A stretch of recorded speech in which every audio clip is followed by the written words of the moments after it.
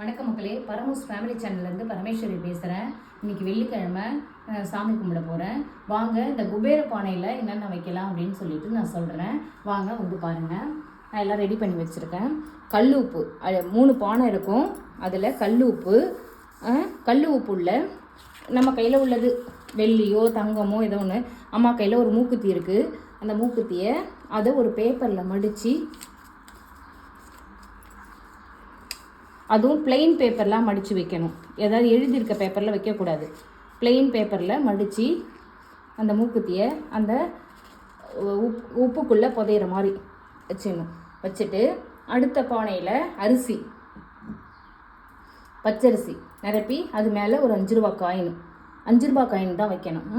அதுக்கு மேலே தோரம்பருப்பு வச்சு அது மேலே ஒரு 5 ரூபா காயின் வச்சு மூடி, லக்ஷ்மி ஃபோட்டோ, லக்ஷ்மி சிலை எது இருக்கோ அது பக்கத்தில் அது எதற்க நம்ம அழகாக இப்படி வச்சிடணும். வச்சுட்டு டெய்லி அதுக்கு ஒரு பூ போட்டு விளக்கேற்றி தூபதீபம் வேணும். அது வடக்கு திசை பார்த்து வைக்கிறது தான் ரொம்ப நல்லதுமா. வடக்கு திசை பார்த்து வச்சு பூ வச்சு சாமி கும்பிடணும். அது அந்த ஃபோட்டோ வச்சுருக்குறோமோ அந்த இது வச்சுருக்கிற இடத்துக்கிட்ட தான் வந்து உப்பு தீபமும் ஏற்றணும். இந்த உப்பு தீபம் எப்படி ஏற்றணும் அப்படின்னா, ஒரு சட்டி உப்பு ஒரு தட்டு மாதிரி இருக்கும். அதை வச்சு அதில் மஞ்சள் குங்குமம் வச்சுட்டு உப்பு வச்சுட்டு அதுக்கு அடியில் இங்கே பாருங்கம்மா பச்சரிசி கொஞ்சம் போட்டுட்டு ஒரு ஏலக்காய், 2 லவங்கம், ஒன்று பச்சை கற்பூரம் போட்டுட்டு அது மேலே ஒரு விளக்கு வச்சு எண்ணெய் ஊற்றி ஏற்றணும். மண் விளக்கில் ஏற்றுறது தான் தெய்வ சக்தி. அம்மா வந்து ஒரு 4-5 நாளாக என்னுடைய குருஜி சொல்லியிருக்காங்க. 4-5 நாளாக 3:20க்கு 3 மணிலேருந்து 20 நிமிஷத்துக்குள்ளே நம்ம ஒரு மண் விளக்கு ஏற்றி வச்சு வணங்கினோன்னா ரொம்ப நல்லதுன்னு சொன்னாங்க. அம்மா அதுவும் இந்த பாருங்கள், இன்னைக்கு காலைல அம்மா 3 மணிக்கு ஏற்றிருக்கேன். ஒரு 4 நாளாக ஏற்றுனேன். எனக்கு அதுக்கான ஒரு நல்ல பலன்கள்லாம் கிடச்சிட்டு இருக்குது. இன்னும் கூடிய சீக்கிரம் நான் ரொம்ப சந்தோஷமான நியூஸ்லாம் உங்களுக்கு நான் சொல்கிறேன். வாங்க தீபாராதனை பார்க்கலாம்.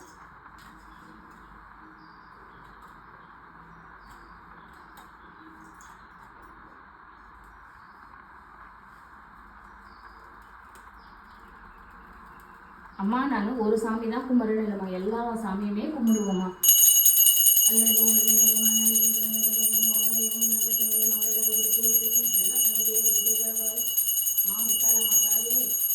எங்கள் வீட்டு மகமுருகா சீரடி தங்கம்.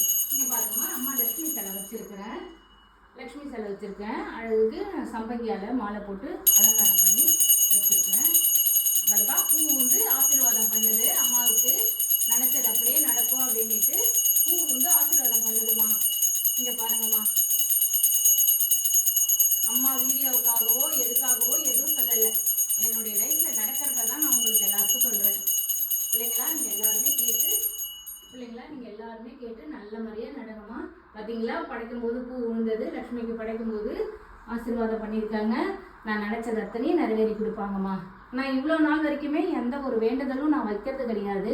அப்படியே சாமி கும்பிடுவேன். எங்களை எல்லாரையும் நல்லா வையின்னு தான் நான் வேண்டிப்பேன். நான் இவ்வளோ நாள் வரைக்குமே ஒரு வேண்டுதல் நான்